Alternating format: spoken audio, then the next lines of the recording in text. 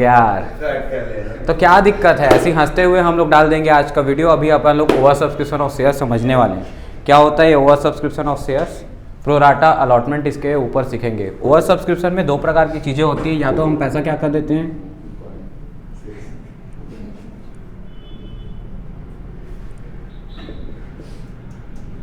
दो काम करते हैं, या तो हम पैसा रिफंड कर देते हैं या फिर हम उसको क्या कर देते हैं, प्रोराटा एडजस्टमेंट कर देते हैं। प्रोराटा एडजस्टमेंट बेसिकली होता क्या है, अभी से आपका एडवांस पैसा मैं वापस ना करके आगे भी मेरे को आपसे पैसा लेना है। देखो बिजनेस में जो भी कंज्यूमर होते हैं, या ऐसे बिजनेस में मैं आपको बता रहा हूँ, हाँ हालांकि ये शेयर्स है लेकिन मैं इसको बिजनेस से आप लोग को रिलेट करके समझा रहा हूँ। जैसे मान लो आप एक रिकरिंग मॉडल का बिजनेस करते हो। रिकरिंग मॉडल मतलब आपके कस्टमर्स बार बार आके आपसे सामान खरीद के जाते हैं। जैसे मान लो आप भोजनालय चलाते हो, तो अगर आप भोजनालय चलाते हो और 5,000 रुपये आप एक कस्टमर से चार्ज करते हो महीने का, और वो कस्टमर था मिस्टर एक्स, तो मिस्टर एक्स ने 5,000 रुपये हर महीना देता था एडवांस।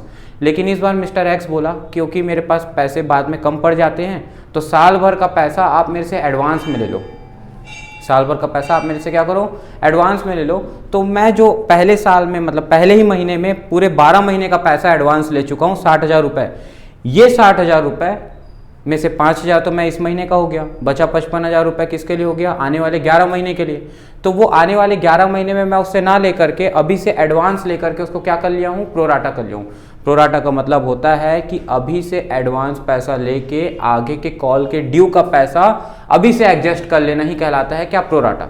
जैसे आपने दे दिया मुझे कुछ ज़्यादा पैसा, मैं आपसे कितना रुपये मंगा रहा था, 5,000 रुपये। अब इसको शेयर्स के हिसाब से समझो। आप एक एप्लीकेंट हो और मैं आपसे मंगाना चाहता था 10,000 शेयर। कितना शेयर मंगाना चाहता था, 10,000 शेयर्स पे मैंने आपको क्या किया था, इशू किया था। इशूड वो होता है जितना आप अलॉट कर सकते हो, इशूड से ज़्यादा आप शेयर्स को अलॉट नहीं कर सकते हो। तो अलॉटेड शेयर्स भी आपके कितने होंगे, जितना आपने इशू किया है। मार्केट में जितना आप मंगा रहे हैं उतने ही शेयर आप क्या कर सकते हैं, अलॉट कर सकते हैं। तो जो आपने इशू किया था ना शेयर, वो कितने थे, 10,000 शेयर्स थे।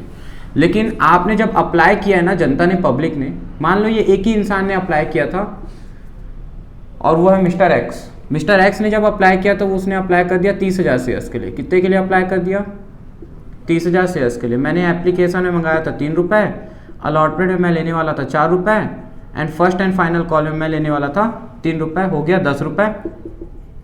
प्रीमियम के बारे में भी फिलहाल मैं नहीं बता रहा हूँ, ये मैं लेने वाला था। तो मेरे को मंगाना कितना था, 10,000 शेयर पे एप्लीकेशन के समय पैसा, 10,000 शेयर्स पे जितना मैंने उनको अलॉट किया है पे 3 रुपये के हिसाब से 30,000 रुपये मेरे को मंगाना था।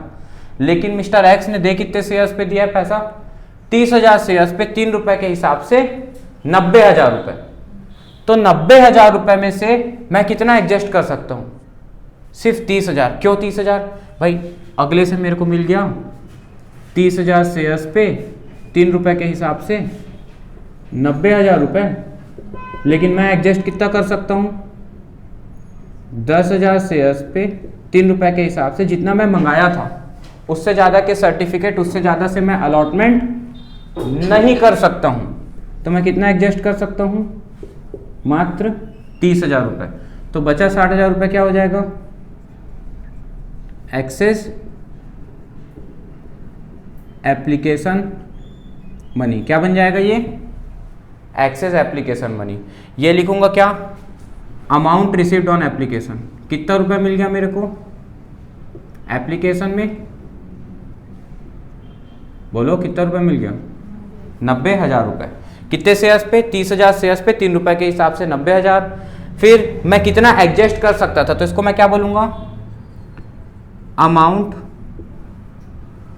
Transferred to share capital. कितना मैं ट्रांसफर कर सकता हूं, अच्छा शेयर एप्लीकेशन अमाउंट, ऐसा लिख लो, पूरा लिख लो, शेयर एप्लीकेशन। कौन सा पैसा, तो शेयर एप्लीकेशन का पैसा जो कि मैं ट्रांसफर कर सकता हूं शेयर कैपिटल अकाउंट में, वो कितना रुपए कर सकता हूं, 30,000 रुपये। ये कहाँ से आया था, ये आया था 10,000 शेयर्स पे, कि भले ही उसने अप्लाई तो ज़्यादा के लिए किया है, पर मैं उसको कितने शेयर दे सकता हूँ, जितना मैंने इशू किया था। इशू मैंने कितना शेयर किया था, 10,000।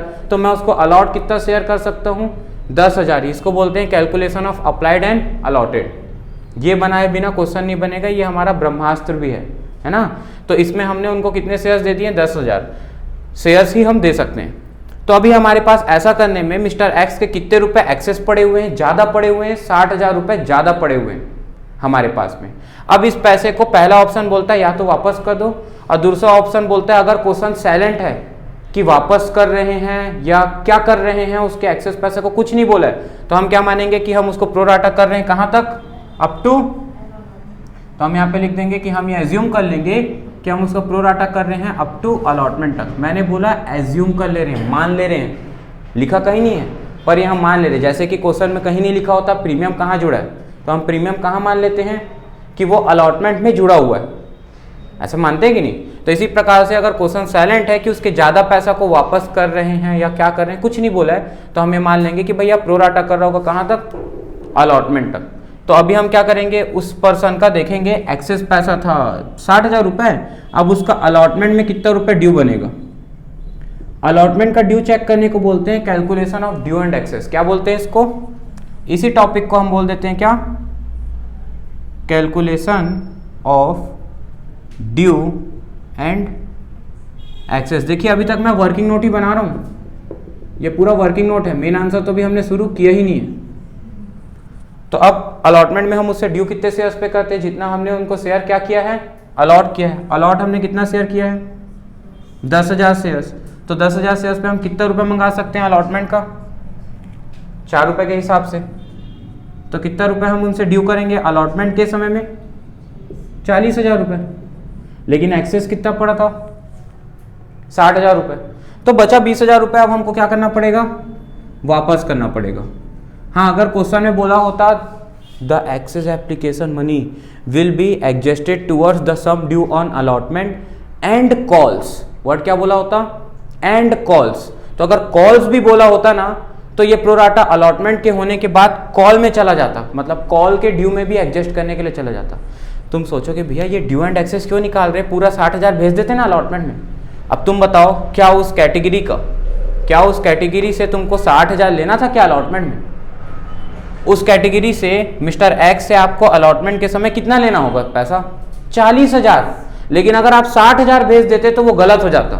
वो इसलिए गलत हो जाता क्योंकि पैसा लेना है कम और पैसा पड़ा है ज़्यादा, एक्सेस एप्लीकेशन मनी है ज़्यादा और अलॉटमेंट का ड्यू उस कैटेगरी से, वर्ड ध्यान देना क्या बोल रहा हूँ, कैटेगरी। क्वेश्चन बनेगा ओवरऑल पर प्रोराटा होगा कैटेगरी वाइज, ये भी एक ब्रह्मास्त्र है। तो उस कैटेगरी से हमको अलॉटमेंट में ड्यू कितना करना था, अलॉटेड शेयर्स पे अलॉटेड अमाउंट के साथ में, मतलब अलॉटेड का जो प्राइस है उसके साथ में। तो अलॉटेड शेयर थे 10,000 ना कि 30,000, वो अप्लाइड थे। तो 10,000 पे 4 रुपए के हिसाब से 40,000 लेना था हमको, पर पैसा पड़ा था ज़्यादा, 60,000 पड़ा था। तो हम पूरा 60 अलॉटमेंट में नहीं भेज सकते, हम तो उतना भेजेंगे जितना अलॉटमेंट की लेने की कैपेसिटी है। तो अलॉटमेंट में हमको उससे लेना कितना था, 40, और एक्सेस कितना पड़ा था, 60,000। तो हम कितना एडजस्ट कर सकते हैं, ड्यू जितना। क्या ड्यू से ज़्यादा एक्सेस एडजस्ट हो सकता है, क्या ड्यू से ज़्यादा एक्सेस एडजस्ट हो सकता है। ड्यू मतलब जितना आपको मंगाना था, क्या आपको जितना मंगाना था उससे ज़्यादा पैसा आप ले सकते हैं क्या, नहीं ले सकते। तो जितना आपको लेना था आप उतने तक एडजस्ट कर सकते हो, इसलिए हम चेक करते हैं क्या, ड्यू एंड एक्सेस। कई बार क्या होता है, एक्सेस एप्लीकेशन मनी ज़्यादा होता है अलॉटमेंट के ड्यू से, जैसा कि इस केस में हुआ। तो बचा पैसा अब हम क्या करेंगे, क्योंकि क्वेश्चन साइलेंट था तो रिफंड कर देंगे। और अगर क्वेश्चन में बोला होता कि कॉल्स में भी एडजस्ट करो तो फिर कॉल्स में हम एडजस्ट करते, लेकिन अगर नहीं बोला है तो ये पैसा क्या हो जाएगा, रिफंडेड। अब ये याद रखना कि ये एंट्रीज बनती कहाँ है, कहाँ बनती है एंट्रीज, ये एंट्रीज बनती हैं सेकेंड एंट्री में, शेयर एप्लीकेशन के मनी के ट्रांसफर की एंट्रीज में। पहली एंट्री आपकी बन जाएगी, मैं इस साइड को यूज कर रहा हूं मेन आंसर के लिए, ठीक है। अब मेन आंसर देखिए क्या बना था, फॉर्मेट आप लोग बना लेंगे, मैं सिर्फ अभी एंट्री समझाते जा रहा हूं जो मेन आंसर्स की एंट्रीज होती। एप्लीकेशन की रिसीविंग क्या बनती, बोलो, बैंक अकाउंट डेबिट टू, जोर से बोलो, to share application, being the share application money received on, narration बोल दे रहा हूँ, लिखा आप लोग लेना। 30,000 शेयर्स पे अभी आपको पैसा मिला है। भाई लोगों ने अप्लाई किया कितने के लिए, लोगों ने मतलब मिस्टर एक्स ने 30,000 शेयर के लिए कितना रुपया था, 3 रुपए के हिसाब से पर शेयर प्राइस एप्लीकेशन का 3 था, तो कितना रुपया मिल गया आपको, 90,000 रुपीज़। सेकेंड एंट्री क्या बन जाएगी,